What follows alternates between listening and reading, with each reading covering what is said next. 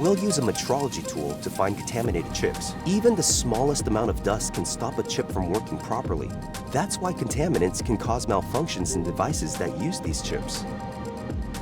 First, we need to request the front opening unified pod, or FOUP, which holds a stack of wafers. I've got the command queued up. Just touch this button on the computer screen.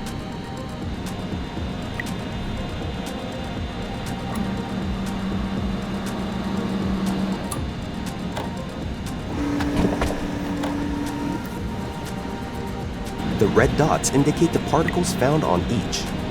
Which wafer looks contaminated? Tap it now.